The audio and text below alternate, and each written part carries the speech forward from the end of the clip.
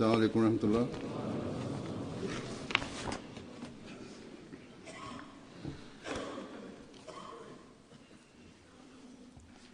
अशहदु अल्ला इलाहा इल्लल्लाह वहदहु ला शरीका लहु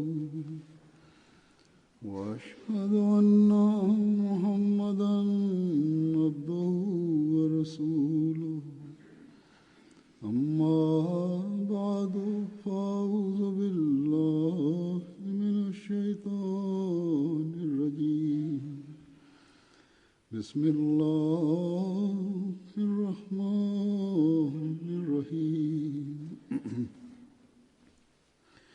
अल्हम्दुलिल्लाहि रब्बिल आलमीन अर्रहमानिर रहीम मालिकि यौमिद्दीन इय्याका नअबुदु व इय्याका नस्तईन اهدنا الصراط المستقيم صراط الذين أنعمت عليهم غير المغضوب عليهم ولا الضالين।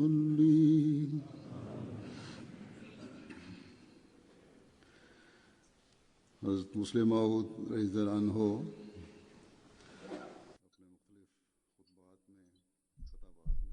Euzubillahimineşşeytanirracim. Bismillahirrahmanirrahim. Huzur Hazreti Müslim Maud belli hutbelerinde ve konuşmalarında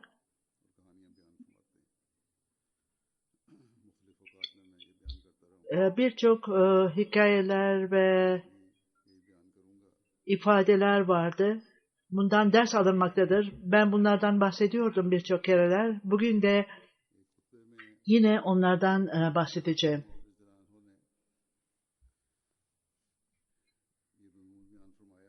Bir cuma hutbesinde Hazreti Müslim Maud radıyallahu anhu bu konudan bahsederek Allah-u Teala bir kişiyi tayin ettiğinde kendi tarafından veya bir peygamberi gönderdiğinde o daima onu destekler ve ona yardım eder.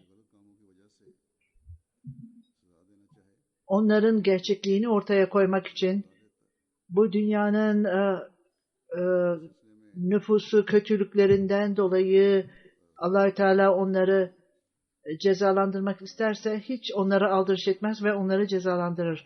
Bu nedenle bir hikaye anlatmıştı Hazreti Müslim Maud. Ve şöyle der, çocukluğumda hikaye dinlemeyi çok severdik. Biz vaat edilen Mesih Aleyhisselatü Vesselam'a biz isterdik ve o da bize hikayeler anlatırdı ve bunlardan ders alırdık. Bu hikayelerden bir tanesini hatırlıyorum ve ondan bahsedeceğim. Onu vaat edilen Mesih Aleyhisselatü Vesselam'ın dilinden öğrendim. O Hazreti Nuh Aleyhisselam döneminde orada ola gelen selin insanların çok kötü ve günahkar olduğundan dolayıydı ve onlar ne kadar çok günah işlediklerinde o insanların değerleri Allah-u Teala'nın gözünde düşmüştü. Tabii bu bir hikayedir. Bir gün dağın bir tepesinde bir ağaç vardı ve o ağaçta da bir kırlangıcın yuvası vardı. Ana kırlangıç ya ölmüştü veya başka bir nedenden dolayı kendi yuvasına dönmemişti. Ve bu onun yavruları susamıştı ve böylece gagalarını açıp kapatmaya başlamışlardı. Allah-u Teala onu görerek kendi kuluna öyle bir yağmur yağdır ki yeryüzünde öylesine yağmur olsun ki bu ağacın oradaki yuvanın o kuşun yuvasının seviyesine ulaşsın. Melek Allah-u Teala'ya bu seviyeye suyun bu seviyeye çıkmasıyla birçok insan ölecektir. Allah-u Teala cevap vererek bütün bu insanların değeri bir kırlangıcın değeri kadar yoktur dedi. Bu tabii ki hikayedir ama bunda bir ders vardır diyor huzur. Dünya iyilikten ve takvadan ayrı olan bu insanlar tamamen tahrip olmuş ve bunların değeri bir kırlangıç kadar bile yoktu. Bu hikayeden ders öğrenen kişi gerçekte sabit olmalı ve kendisini ölçmelidir, değerlendirmelidir. Biz vaat edilen Mesih sallallahu aleyhi ve sellem'e inandık ve böylece dine dünyadan üstün tutacağız ve bütün bizde olan kötülüklerden vazgeçerek salih amel işleyeceğiz. Zaman içerisinde eğer durumumuz ilerleme yerine gerilemeye başlarsa o zaman bizler gerçek amaçlardan uzaklaşıyoruz demektir. Bu durumda Allah-u Teala bize hiçbir şekilde aldırış etmeyecektir. Bu da gizli bir şey değildir. Dünyanın durumunun ne olduğu gizli değildir. Birçok ülkede ne insanlar ne de hükümetler birbirlerine olan haklarını yerine getirememekte ve bağlılıkları birbirlerine yoktur. Durumlar böyledir bu ülkelerde. Bu durumlar kötü olmayan yerlerde bile, durumların kötü olmadığı yerlerde bile Allah-u Teala'nın rızasına aykırı olarak ondan uzaklaşmaktadırlar. Hatta Allah-u Teala ile ilgili olarak kötü konuşmakta ve Allah-u Teala ile ilgili olarak küfürbaz ve onu aşağılamaktadırlar. Bu gibi şeyler ola gelmektedir. Aynı zamanda bu durumda öyle kötülüklere dalmaktadırlar ki onlar doğal olmayan şeyleri haklı olarak ilan ederler ve bu kötülükleri desteklemeyenlerin yanlış olduğunu söylerler. Zelzeleler ve diğer felaketler, fazla yağmurlar, fırtınalar öyle yayılmıştır ki bunlardan dolayı bu günahların sınırlarını aşmalarından dolayı bunlar ola gelmektedir. Bunlar uyarıdır ve bu insanlara önceden verilmiş bir uyarıdır. Bu nedenle Ahmedilerin büyük bir sorumluluğu vardır ve onlara uyarmaları gerekir ve eğer kendilerini düzeltmeleri ve ıslah etmelerine dikkat etmezlerse Allah-u Teala daha fazla tahrip edici felaketler, fırtınalar gönderecektir ve böylece dünyanın insanı bundan ders alsın. Biz bunların bugünlerde olduğunu görmekteyiz ve devamlı ola gelmektedir. Dünyada insanların haklarını almak için, haklarının elde edilmesi için konuşurlar. Gerçek bir Müslüman bununla ilgili olarak gerçek Müslümanın, gerçek müminin düşüncesi ne olmalıdır? Bununla ilgili bir olay vardır. Bu bizim için büyük bir yol göstericidir. Hazreti Müslim Mahmud radıyallahu anhu vaat edilen Mesih sallallahu aleyhi ve sellem'in şöyle dediğini söyler. Sahabeleri bir atı diğer bir sahabesine götürmüştü ve onun fiyatının 200 rupi olduğunu söylemişti ve diğer sahabe bunu alamam. Bu atın değeri sanki o atın sahibi o atının değerini bilmiyordu. Belki de bunun farkında değilsiniz. Sahibi bundan daha fazla para almayı reddetmişti ve benim atım çok değerli olmadığı için niçin daha fazla para alayım? Bu ikisi arasında tartışma başlamıştı. Bir müddet sonra üçüncü kişi geldi ve bu konuyu karara bağladı. İşte İslam'ın ortaya koyduğu bu iki sahabenin durumuydu. İslam'da insan kendi hakkını alma yerine, onda ısrar etme yerine o elinden geldiği kadar diğer insanların haklarını yerine getirmelidir ve böylece bir ruh edindiğinde, ortaya konulduğunda bütün bu yapılan grevler bitecektir der Müslim Maud, eğer bu anlayış varsa. Fakat esas nokta bir hakkı alma meselesi olduğunda o insanlara hak verilmelidir. Bu İslami olmayan bir ruhtur ve sanki bizler başkalarının hakları üzerinde sabit olup onlardan istifade ediyoruz da onların haklarını anlamayı alışkanlığımızı vazgeçtik. Onların haklarını vermemek İslamiyet'in talimatlarına tamamen aykırıdır. Bu gelişmiş dünyada örneğin bu grev yapma hakkında da düşünmeksizin onlar görememektedirler. Bunun sınırı ne olmalıdır? Bugünlerde burada İngiltere'de genç doktorlar greve başladılar. Bu hastalar için çok büyük bir üzüntüdür. Onlar kendi haklarını elde etmek için bu doktorlar sadece hastaları kendi hakları olan tedaviden vazgeçmelerine neden olmakla kalmayıp bazen onlar hayatlarını kaybetmektedirler.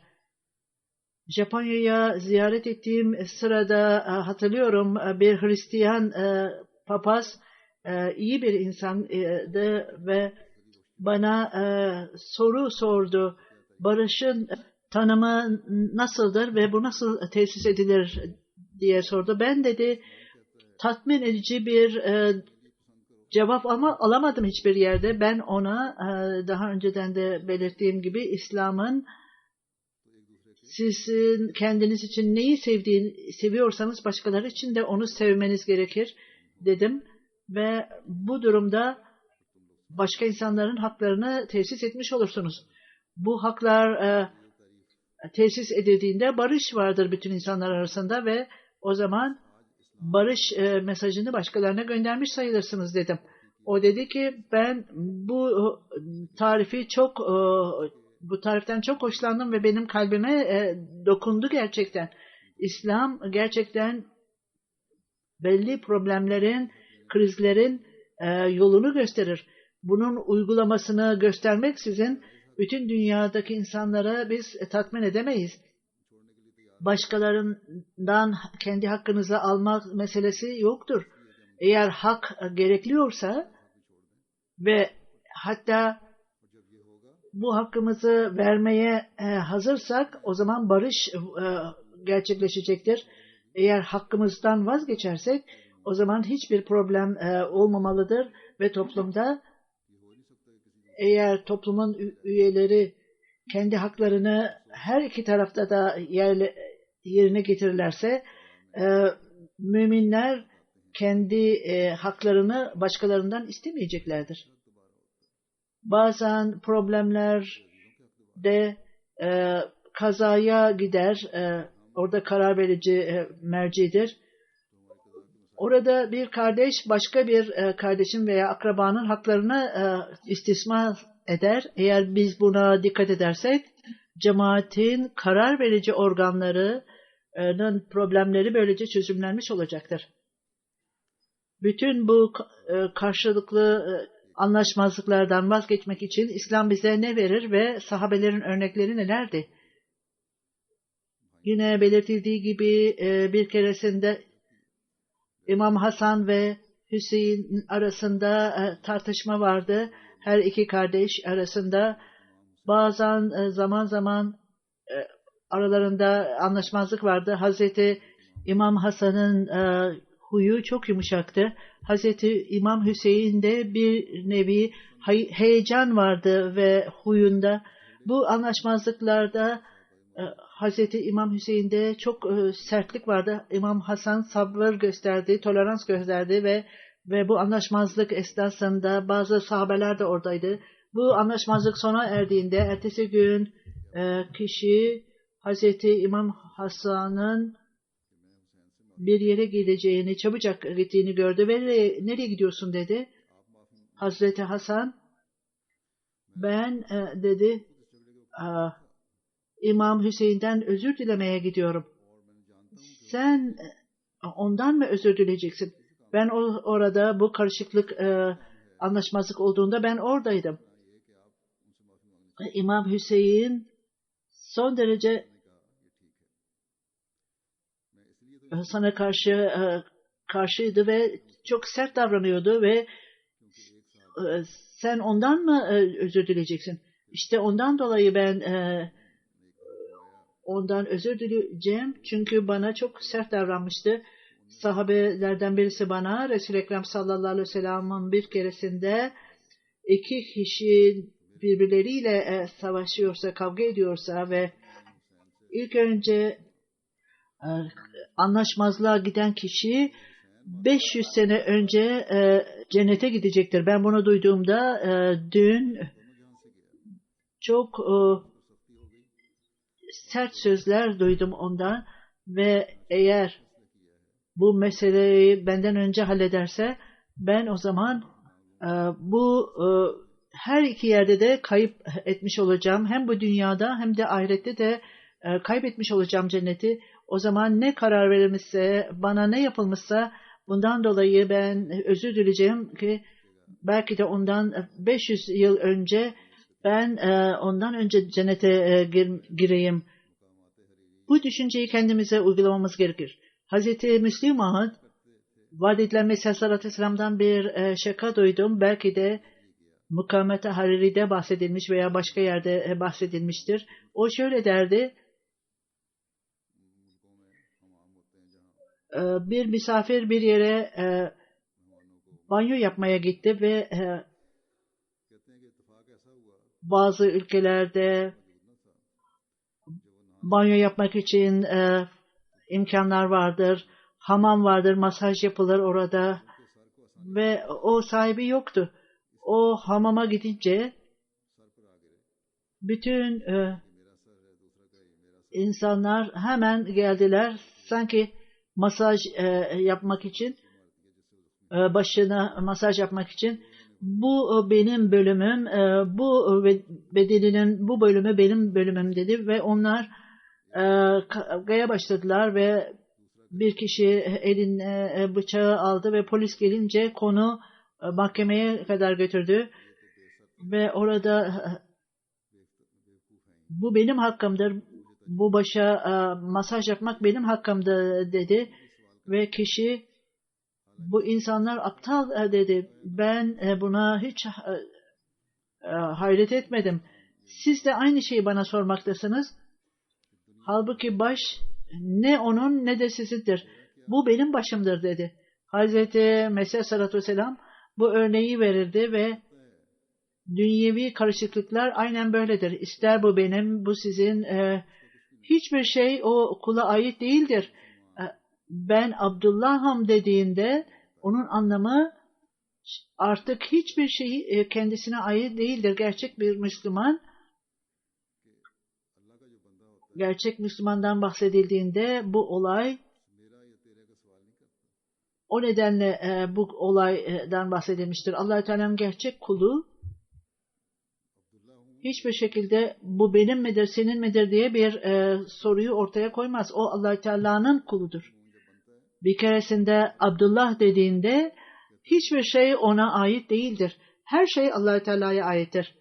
O gerçek bir Müslüman olduğunda her şey Allah-u Teala'ya aittir ve hiçbir şey ona ait değildir. Ondan sonra artık hiçbir şekilde benim veya senin diye bir soru yoktur. Hazreti Müslim Ağıt, Kur'an-ı Kerim'i okuyun. Resul-i Ekrem sallallahu aleyhi ve sellem'in ismi Abdullah olarak lemma kama Abdullah olarak zikredilmiştir Kur'an-ı Kerim'de. Allah Teala'nın kulu olarak hiçbir şeyimiz yoktur. Her şeyimiz Allah Teala'ya aittir.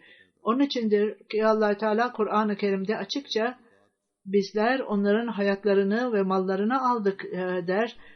Bütün arkadaşlar ve akrabalar bütün bu kategoridedir. Bütün varlıkları, pozisyonları bunun altındadır. İki şeyi insan kendisinde edinir. Allah Teala bütün bunları biz müminlerden alırız. Onların ruhları ve onların varlıklarıdır. Bunun anlamı orada sizin aranızda hiçbir tartışma olmamalıdır. Bunlar bana aittir. Bu benimdir ve bu kişiye aittir diye böyle bir soru olmamalıdır. Hedefinize ulaşmak için elinizden geldiği kadar çalışın. Bu gibi şeyleri bir kenara bırakın. Niçin bu sadır seçildi? Niçin şimdi seçimler gelmektedir? Bu soru olacaktır. Niçin bu kişi İmam-ı Salat olmuştur? Biz bunun arkasında namaz kılmayacağız. Niçin bu kişi sadır oldu? Niçin bu kişi sekreter seçildi? Bu kişi imam olmadığı sürece onun arkasında namaz kılmayacağız. Bütün bunları duymak sadece duymak değildir. Müslim Maud zamanında dahi belki de bu olaylar o zaman oluyordur diye düşünebilirsiniz. Burada bunlar yoktur diyebilirsiniz. Fakat o zaman da vaad edilen Mesih Aleyhisselatü Vesselam'ın zamanında da sahabeler bu insanları düzeltirlerdi, yanlışlık yapanları. Biz zamandan uzaklaştıkça, peygamberliğin zamanında uzaklaştıkça, daha da uzaklaştıkça biz bunlara dikkat etmemiz gerekir. Ben bu noktalara da daha önce dikkatlerinizi çektim. Bu konuda çok dikkatli olmamız gerekir. Öncesinden daha fazla bu noktayı anlamamız gerekir. Bizler nasıl tam olarak Abdullah olmalıyız? Allah Teala'nın kulu bu sert davranışları, gururu, kibiri nasıl bırakmalıyız? Allah Teala'nın rızasını kazanmak için elimizden geldiğince çalışmalıyız. Seçimler esnasında bu sorular ortaya çıkar. Karar çoğunluğun aleyhinde verildiğinde bazen bu duruma göre bazı insanlar bu soruları sorarlar. Bu yılda yine seçim yılıdır cemaatte ve bu yıl seçimler yapılacaktır. Herkes kendi düşüncelerini düzeltmelidir. Duadan sonra herhangi bir ilişkiyi tamamen bırakmalıdır ve oyun kullanılma hakkı dürüst olarak yapılmalıdır. Ondan sonra ne karar verilmişse açıkça onu açık kalplilikle kabul etmelidir. Kişi bencillikten çok uzak olmalıdır ve bu sorular yine tali organizasyonlarda da ortaya çıkmaktadır. Geçenlerde bir seçim yapılmıştı. Ondan mektup aldım. Şu kişi niçin seçildi? Şu kişi niçin seçilmedi? Şu şöyledir, bu böyledir denildi. Bu çeşit düşüncelerden sakınmamız gerekir. Kim atanmışsa o zaman içerisinde onu kişi tam olarak desteklemelidir. Ondan sonra dikkatleri bir noktaya çekerek Hazreti Müslim Maud şöyle buyurur. Mümin daima kararlılıkla ellerinden geldiği kadar bu konuyu sonuna kadar götürmelidir. Başka insanlara güveneceğine, ister onlar idareciler olsun veya yardımcılar olsun, başkalarına güvenmeden bilakis kendileri direkt olarak her davranışta onlarla ilgilenmeli ve onları gözlemelidir. Ancak bu şekilde görevler yapılır. Hazreti Müslim Maud, Hazreti Mesih Aleyhisselatü Vesselam bizlere bir kişi, zengin bir kişiden bahsederek onun çok büyük bir langırı yani mutfağı vardı ve birçok kişi orada yemek yerdi. Esas problem birçok karışıklık da vardı orada. O zengin bir kişiydi sahibi. Öyle gözlemezdi ve idareye dikkat etmezdi ve orada çalışanlar iyi karakterli değildi. Bazıları malları pahalı olarak alırdı ve bazen onlar kendi evlerine götürürlerdi ve yemek hazırlayan kişilerin bazıları kendileri yerlerdi veya kendi akrabalarına verirlerdi yemekleri. Bazıları ise orada onları ziyan ederlerdi ve ayrıca ambarlar açıktı ve köpekler, kediler, hayvanlar gelir içeriye onları yerler ve tahrip ederlerdi. Bunun sonucu da o sahibi borca girdi. Uzun bir dönemden sonra artık dedi çok eli açık bir kişiydi ve mutfağı kapatmayı hiçbir zaman düşünmüyordu. Fakat arkadaşlarını davet etti ve kendi bu zayıflıklarından bahsetmedi. İnsanlar genel olarak hep bunlardan bahsetmezler. Sadece o borca girdim dedi. Gidin, ambara gidin. Köpekler ve diğer hayvanlar gelerek bütün yiyecek malzemelerini tahrip ettiler. Eğer oraya bir kapı koyarsanız ambara, böylece kazanırsınız. O hemen talimat verdi ve oraya bir kapı konuldu. Bu hikayelerden birisidir ve hikayelerde hayvanlar da konuşmaktadır. Yine söylendiği gibi bu köpekler ve diğer hayvanlar kapının oraya konulduğunu görünce bağırdılar, yüksek sesle bağırdılar ve ansızın oraya çok kurnaz bir köpek geldi ve niçin bağırıyorsunuz dedi. Diğerleri cevap verdi. Kapı buraya konuldu, ambara. Nereden biz yiyecek alacağız? Ve bütün bu köpekler ve diğerleri bununla yaşarlardı. Siz yaygara koparmakla zamanınızı kaybediyorsunuz. Evinin 20 yıldır yağmalandığını gören kişi hiç aldırış etmedi. Şimdi kapıya kim dikkat edecektir? Hiç üzülmeyin. Hiç üzülmeyin. Tabii bu hikayede eğer arzu ederseniz veya bir farklılık varsa bunda diye düşünüyorsanız ve eğer arzu ediyorsanız bizler nereden yemek yiyeceğiz? Bu çok kurnaz olan hayvanların lideri zengin kişi böyle arzu etmeyecektir. Onun için yaygara koparmaya gerek yok. Bundan bahsettikten sonra Hazreti Müslim Maud eğer cemaatin üyeleri bir şey arzu etmezlerse hiçbir şey yapılmaz. Eğer arzu ederlerse o zaman çok zor işleri bile birkaç gün içerisinde hallederler. Hazreti Müslim Maud bu hikayelerden bir tanesi çocukluğumuzda duyduğumuz Alaaddin'in lambası. Alaaddin fakir bir kişiydi. Bir lambası vardı onun ve bu lambayı böyle eliyle sürdüğünde cin çıkardı içinden ve ona ne söylerse hemen onu getirirdi derhal önüne. Eğer ben bir saray istiyorum derse hemen sarayı ortaya çıkartırdı. Çocukluğumuzda biz bunları Alaaddin'in lambasının gerçek olduğunu düşünüyorduk ve bizler olgunlaştığımızda bunun hayali bir şey olduğunu anladık. Bizler daha da yaşımız ilerleyince bunların doğru olduğunu anladık. Çünkü insanlar daha olgun yaşa geldiğinde bunun doğru olduğunun farkına vardılar. Alaaddin'in lambası oradaydı. Hiç şüphesiz O öyle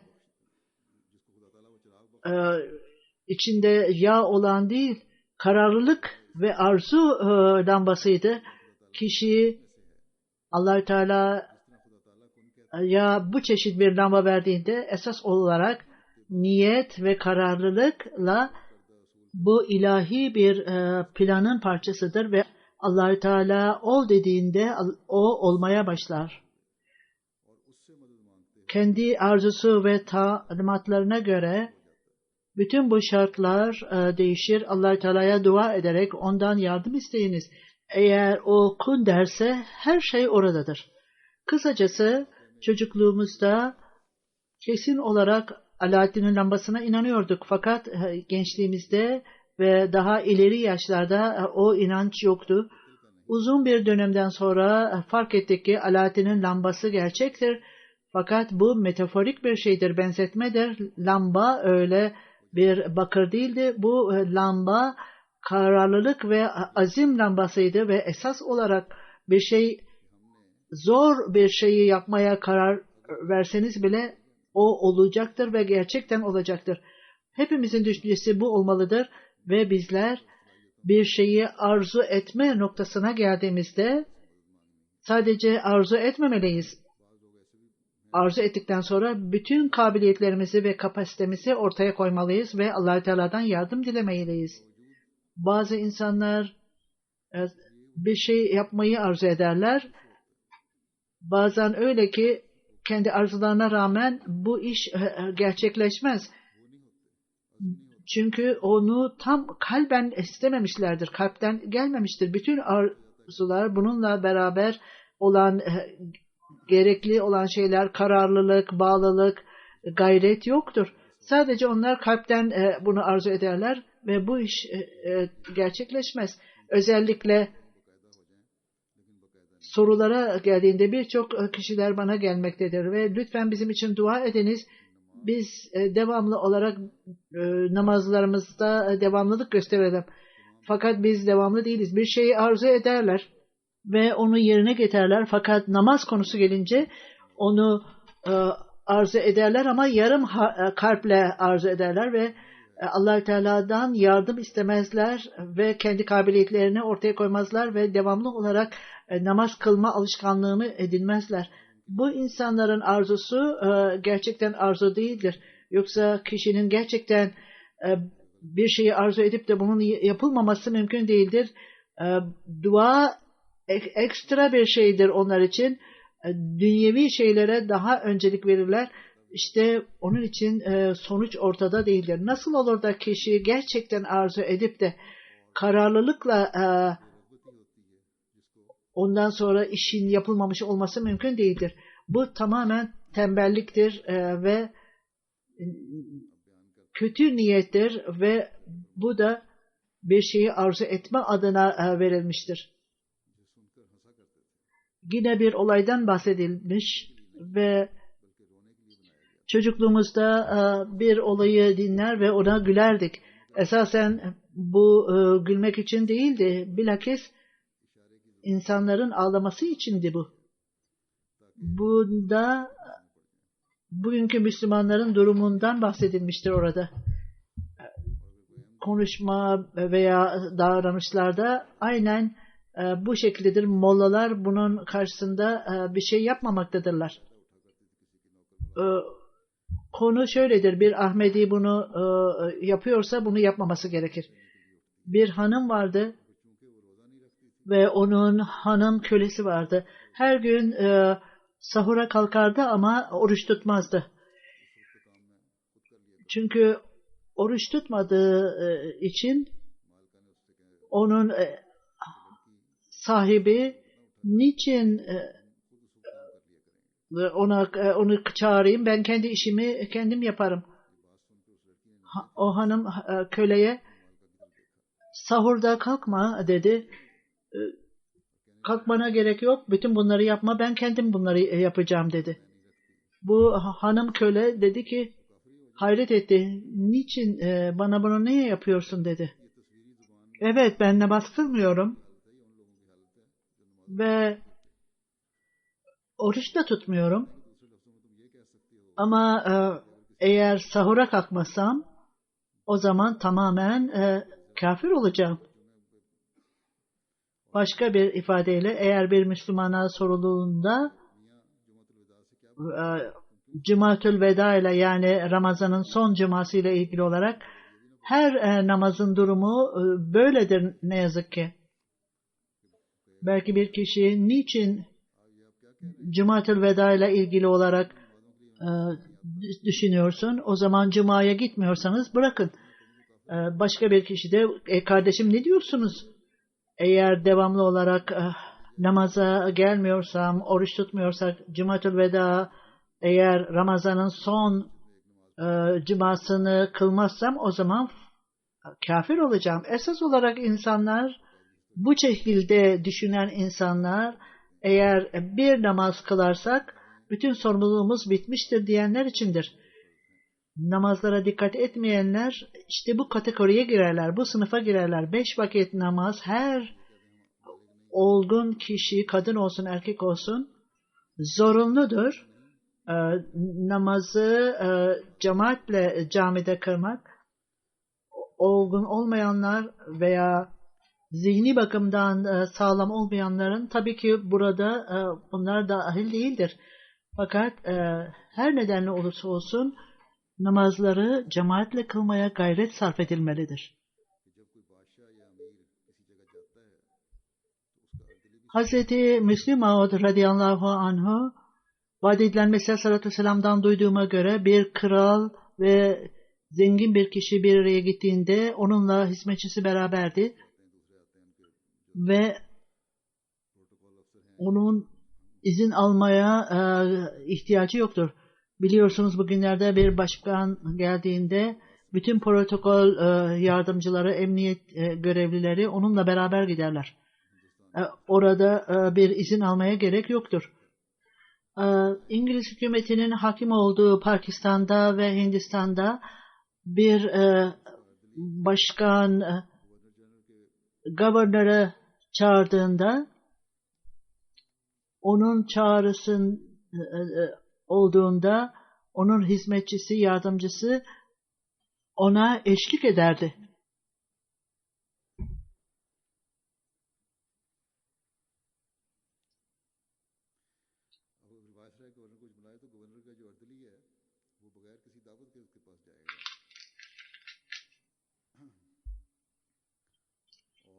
O hiçbir davet olmaksızın onunla beraber giderdi, ona eşlik ederdi.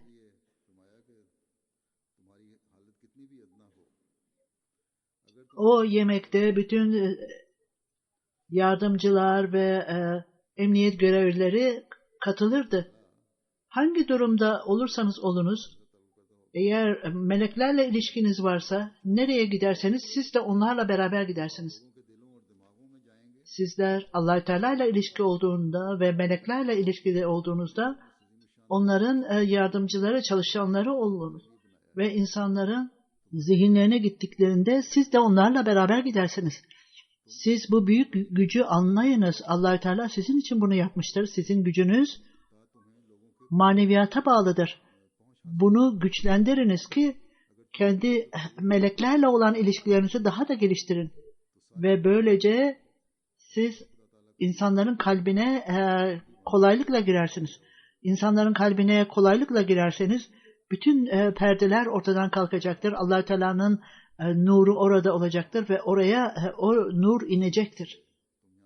Hazreti Müslim Maud o zaman da insanları calsaya gelenler için kendi sorumluluklarınızı hatırlayınız ve sizi buraya getiren arzuyu yerine getiriniz ve bunun için de hazırlıklar yapınız der. Ve hiçbir zaman bazı insanlar buraya gelirler sadece bir şey için gelirler ve kendi ilişkilerinizi Allah-u Teala ile geliştiriniz ve meleklerle ilişkilerinizi geliştiriniz. Bu manevi ilişkiler insanların zekalarını etkileyecek ve sizin işleriniz melekler tarafından yapılacaktır der. Onlar nereye ulaşırsalar sizin isimleriniz de oraya gidecektir. Çünkü sizin niyetiniz doğrudur. Siz maneviyatta ileriye gitmişsiniz ve Allah-u Teala adına çalışmaktasınız. Onun rızası için çalışmaktasınız. Bunlar hepimiz tarafından hatırlanmalıdır. Siz bir yerde ister calsa olsun, içtima olsun veya beraberce bir araya geldiğinizde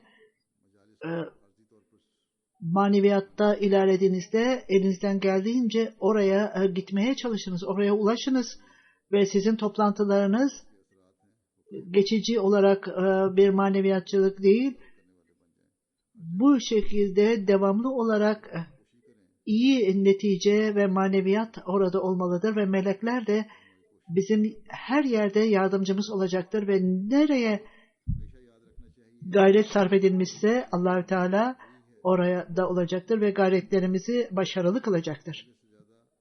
Daima unutmayınız ki gerçek müminler ancak iyi yapanlardır, iyi bir şey yapanlardır. Bundan önce daha fazla iyilik yapan ve daha mütevazi olan Allah-u Teala'dan af diyenler ve Allah-u Teala'ya daha iyi salih amel işlemek için dua edenler ve böylece devam eden salih ameller ve sonlarının iyi olması için dua edenlerdir. Müslüman bazı sahabelerin Resul-i Ekrem sallallahu aleyhi ve sellem'in dua ettiğini görünce göğsünde sanki kaynayan bir kabın içinde bir şeylerin kaynadığı gibi görürdü. Kendinizi düzeltmeye çalışınız, tertemiz olmaya çalışınız ve hiçbir zaman iyi bir şey yaptığınızı düşünmeyiniz. Bilakis en salih amellerde bile bir kötülük olabilir. Hazreti Mesih sallallahu aleyhi ve sellem niçin nedenini bilmiyorum hacca gider insanlar ve kalplerinde daha da gurur ve kibirli olurlar, daha da sert olurlar. Bu esas olarak onlar haccın gerçek anlamını anlamamaktadırlar ve manevi olarak da bir şey istifade etmemektedirler. Sadece onu yapmakla çok gururlu ve kibirli olurlar. Soğuk bir havada yaşlı bir kadın istasyonun dışında oturmuş ve kendisini şalına sarmıştı.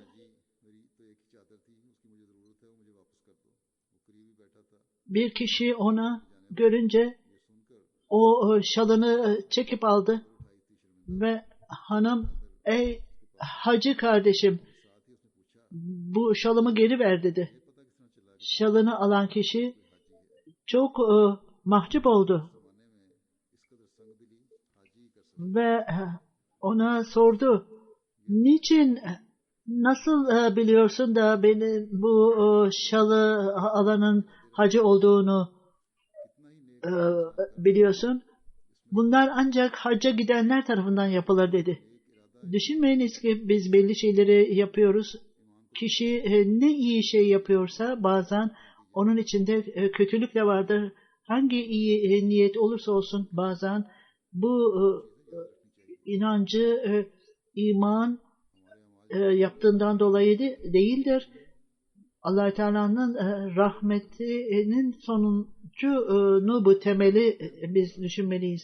Ne salih amel yapmışsa, Allah-u Teala'nın rahmeti olmazsa bu imanımız tamamlanmayacaktır. Daima gözlerimizi Allah-u Teala'nın rahmetine dikmeliyiz. Allah-u Teala'nın eline bakmalıyız. Ve bir dilenci nasıl Allah-u Teala'nın kapısına geldiğinde o kapı açılacaktır. İşte o Allah-u Teala'nın nimetine kavuşacaktır. Daima gözleriniz Allah-u Teala'da olsun. Sizler gözlerinizi orada tuttuğunuz sürece tam olarak korunulacaksınız. Allah-u Teala'ya her zaman bakan kişiye hiçbir şekilde kişiye zarar vermez.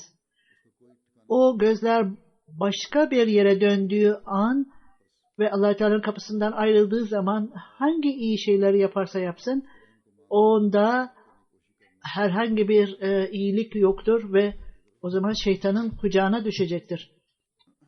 Allah-u Teala'nın yardımını almak ve onun nimetine kavuşmak için bunlar kişiyi kendi mutlu hayatına ve hayatının mutlu sonuna götürür. Hazreti Müslüman bir olaydan bahsederek Hazreti Ebu Bekir radıyallahu anhu veya belki Hazreti Ömer radıyallahu anhu tam açıkça hatırlamıyorum, bir hırsızlık vardı, bir mücevher çalınmıştı ve hizmetçi öyle inatçı kişiler vardır ki o halifenin evinden hırsızlık yaparlardı ve o insanlara, hırsıza bela okurdu. Allah-u Teala bu gizlilikleri ortaya çıkarsın onun.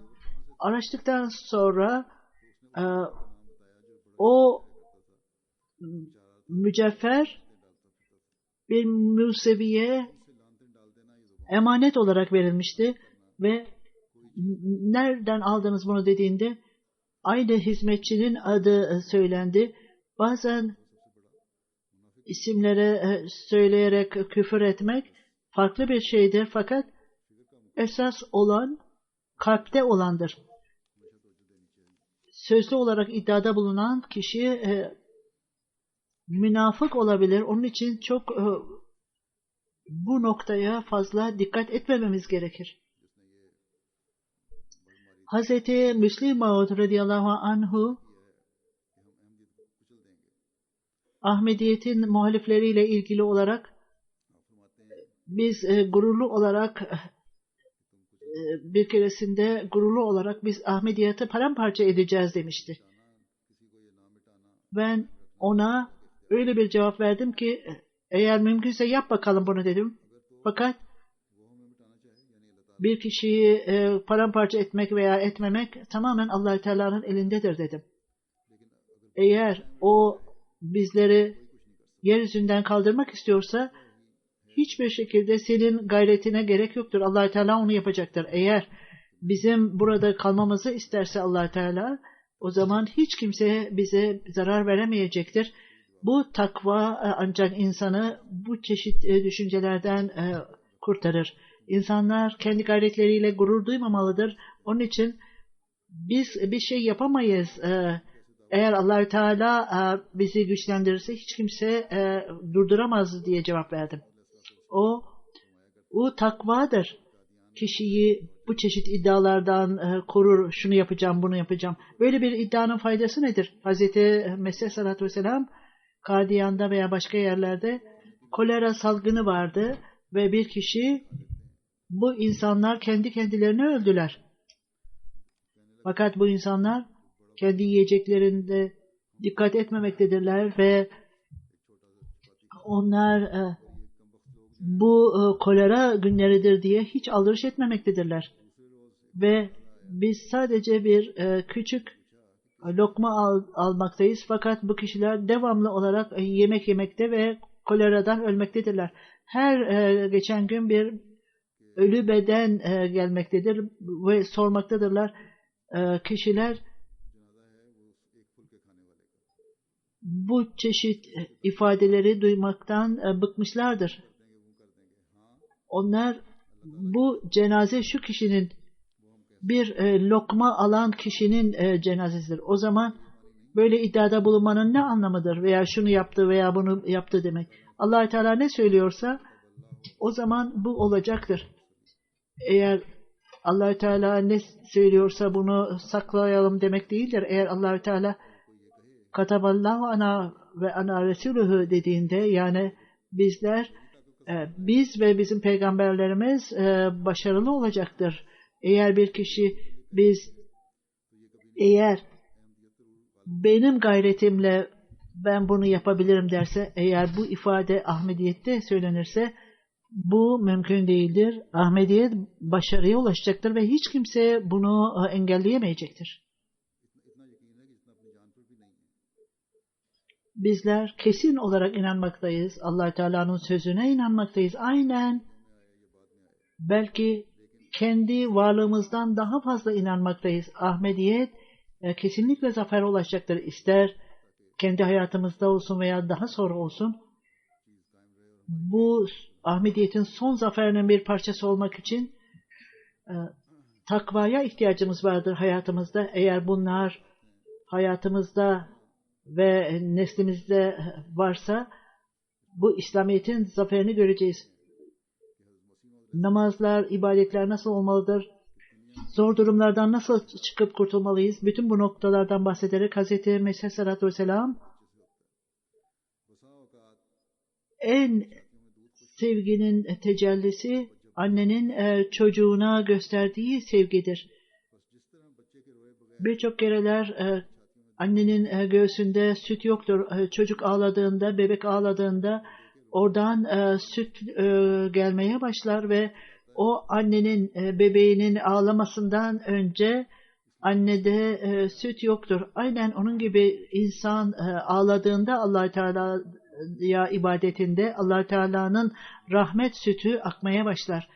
Ve işte bizim sorumluluğumuz elimizden geldiği kadar yapmalıyız. Ancak bu gayret münafıkların gayreti gibi olmamalıdır. Mümkün olduğu kadar ibadet yapmalıyız ve devamlı olarak bunları yapmalıyız ve ibadetlerimizi öyle yüce seviyeye çıkartmamız gerekir ki Müslüman bunları o zaman tanıtmıştı. 7 gün oruç tutalım ve ibadetlerimizi kılalım. Ben birkaç yıl önce nafile oruç tutulmasını söylemiştim. Birçok kişi halen bu oruçları tutmaktadır. En azından şimdi bizler belki haftalık olarak da yapmalıyız. 40 gün oruç tutulmalı ve namaz kılınmalıdır. Nafile namaz ve sadaka verilmelidir. Çünkü cemaatin durumu bazı yerlerde son derece yoğundur ve son derece hassastır. Ağlayarak çocuğun ağladığı gibi annenin göğsünden süt geldiği gibi Allah Teala'nın rahmet sütü de inecektir ve bütün sıkıntılar da giderecektir. Bu geçmişte de olduğu gibi gelecekte de aynıdır. Bir takım sıkıntılar vardır. Bu sıkıntıları gidermek bizim elimizde değildir. Bu muhaliflerin dillerini veya kalemlerini durduramayız. Kalemlerinden ve dillerinden öyle şeyler gelir ki onları okuyamayız ve dinleyemeyiz. Kesin pis sözler kullanılmış ve el broşürleri Pakistan'da dağıtılmaktadır. Hükümetlerin dikkati çekildiğinde o zaman da bile İngiliz hükümeti vardı ama onlar dinlerlerdi ve bu şikayetleri dinlerlerdi ve aynı şey Hz. Mesih Aleyhisselatü Vesselam'ın da buyurduğu gibi vaat edilen Mesih Aleyhisselatü Vesselam'la ilgili o zaman da bunlar başka bir kişi tarafından söylenmişse bütün ülkede ateş olurdu. Fakat burada bu insanları hiçbir zaman yakalamadılar. Öyle ki o zaman da aldığımız rapora göre bazı muhalif çevreler, idareciler bize kesin olarak ne yaparsanız yapınız, ne isterseniz yazınız, Ahmediye ve vaat edilen Mesih Aleyhisselatü Vesselam'la ilgili olarak hiçbir karşılık verilmeyecektir size. Ceza verilmeyecektir. Ahmediye cemaati ilerlemektedir ve devamlı ilerlemektedir. İşte o ülkelerin durumu böyleydi ve o zamanlar kanun yoktu. Pakistan'da onların ortaya koyduğu kanunlar bu muhalifleri desteklemektedir ve ne isterlerse onları yapmaktadırlar ve ne istiyorlarsa onları söylemektedirler. Onlar ne pis, kötü, küfürbaz kelimeler kullanıyorlarsa vaat edilen Mesih Aleyhisselatü Vesselam'a Ahmediler eziyetin hedefi olmuşlardır ve mahkemelerde Ahmedilere ceza vermektedir. Bizler Allah-u Teala'ya boyun eğmeliyiz. Daha fazla, eskisinden daha fazla boyun eğip ağlamalıyız. Özellikle Pakistan'daki Ahmediler daha fazla öncesinden daha fazla dikkat etmelidirler dualarına. Bağlı olarak Allah-u Teala'ya yönelmelidirler ve onun önünde, Allah-u Teala'nın önünde secde etmelidirler, oruç tutmalı ve sadaka vermelidir. Dua olmaksızın Allah-u Teala'nın rahmetini harekete geçirmeksizin hiçbir kapı bizim için açılmayacaktır. Allah-u Teala Ahmedilere zalimlik yapılan yerlerde yardım etsin ve Allah Teala onlara öyle dualarla Allah Teala'nın rahmetini harekete geçiren dualar etmelerine ve bütün Ahmedilerin bu zulümden korunması ve eziyetlerden korunması için devamlı olarak dua edilsin.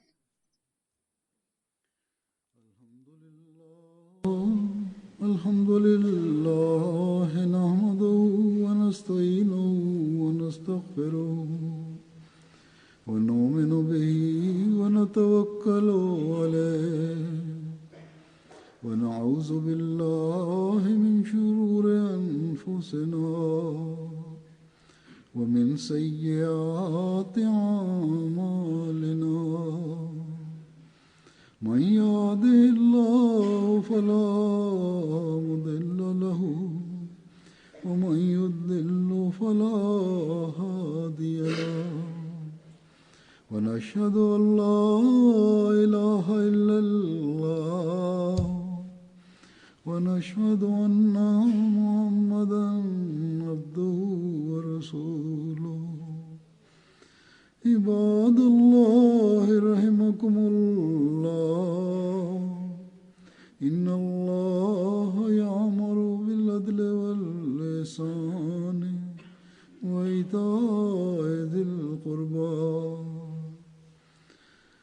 وينهى عن الفحشاء والمنكر والبغي يعظكم لعلكم تذكرون. اذكروا الله يذكركم وادعوه يستجب لكم ولذكر الله أكبر.